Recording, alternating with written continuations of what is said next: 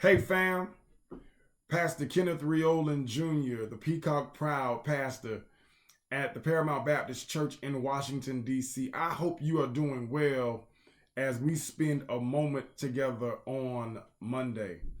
Yesterday, we continued our second installment in the series God Did. We're talking about what God did in the form of creating this entire quarter, January, February, March. We're talking about creating the things we need to create, the relationships, the collaboration, the habits that we need to create. And we're learning through the text that God created. What did he create? He created everything. Last week we discovered that he created, but it started in the beginning.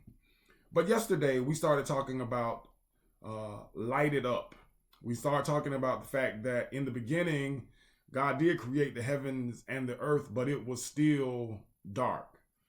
And so there's a need for us to light it up. Here was the takeaway from yesterday's message. If you didn't get a chance to see it, the takeaway was this: just as light was created to shine in darkness and designed to separate day and night, we as the children of light have been called to shine in this world of darkness.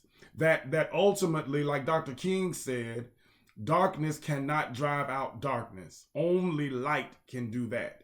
Hate cannot drive out hate. Only love can do that. And so since we are people of light and we are people of love, then we have to be the light and love in dark places of hate. How do you do that? How do you do that? Yesterday we found out that the first way I light it up is I have to speak it. God spoke light and light showed up. You've got to speak the things that you want to see manifest. Secondly, after he spoke it, he saw it. The text says that after he spoke and light appeared, he saw it and it was good. There's some things that are never going to manifest. There's some things that are never going to happen until you speak it. But if you dare to speak it, it will allow you to see it. Israel Houghton says, you got to say what you heard so you can see what you said. Sometimes you got to say it before you can see it. But once you speak it and once you say it, you then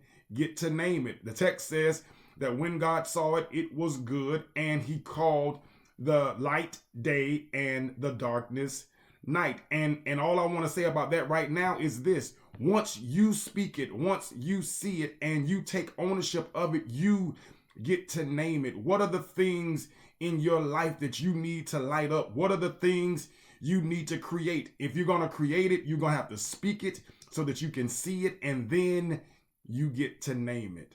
That's all I want to do right now. I just wanted to recap for a moment with you, remind you of what happened yesterday at the Mount in Washington, D.C. We had a blessed time in the Lord. I pray that you have a great day today.